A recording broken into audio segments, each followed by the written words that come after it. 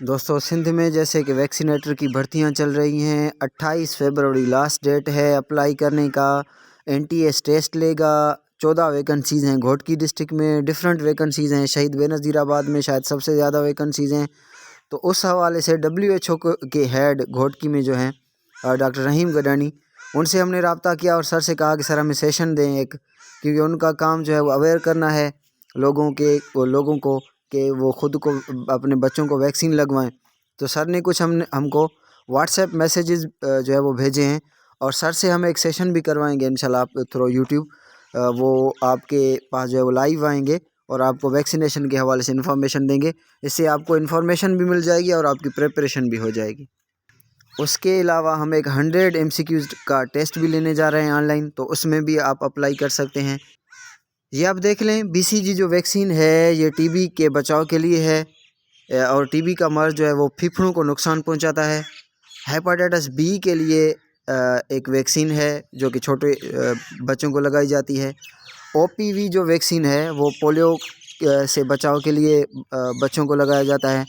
Rota virus एक virus है जिससे दस्त होते हैं, तो रोटा वायरस के लिए रोटा वैक्सीन लगाई जाती है बच्चों को। PCV एक वैक्सीन है जो कि नमूनिया को कंट्रोल करती है।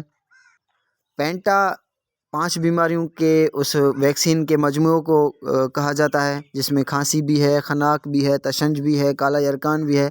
इन 5 बीमारियों के लिए एक वैक्सीन है जिसको पेंटा कहा जाता है। IPV का टीका जो है वो पोलियो से बचाव में मदद करता है। TCV का टीका टाइफाइड के लिए जो है वो उसकी बचाव के लिए है। मीसल्स उसके बचाव के लिए, यानी जिसको हम खसरा कहते हैं, जैसे सिंधी में असां उरड़ी चवंदा आहियूं, उन बीमारी जे लाइ इहो वैक्सीन आहे। ऐं TD इहो तशंज जंहिंखे असां सिंधी में झटको चवंदा आहियूं, त उन जी बचाव जे लाइ इहो वैक्सीन आहे। दोस्तों असांजे यूट्यूब चैनल खे सब्सक्राइब कयो ऐं सिंधी बेरोज़गार नौजवान ताईं पहुचायो। इंशाल्लाह असां इन चैनल खां तव्हांजी वैक्सीनेटर जी तैयारी कराईंदासीं, तव्हांखे पैटर्न ॿुधाईंदासीं ऐं तव्हां खां ऑनलाइन हिकिड़ो मॉक टेस्ट वठंदासीं ऐं उनजो असां 1000 रुपयो इनाम बि रखियो आहे जेको पहिरीं पोजीशन ईंदो। उन में रजिस्टर थियण जो ही तरीक़ो आहे त तव्हां असांजे ईज़ी पैसा अकाउंट ते 100 रुपयो मोकिलींदा ऐं पोइ तव्हांखे असां व्हाट्सएप ग्रुप में ऐड कंदासीं। पोइ इंशाल्लाह ईंदड़ आचर ते तव्हांखे लिंक मोकिलियो वेंदो ऐं उन ज़रिए तव्हां NTS पैटर्न मुताबिक़ ठहियल टेस्ट 100 जा 100 MCQs हल कंदो ऐं पंहिंजी लेवल चेक कंदो त तव्हांजी केतिरी तैयारी थियल आहे। उनखां पोइ असां ऑनलाइन क्लासिस बि शुरू कंदासीं इंशाल्लाह।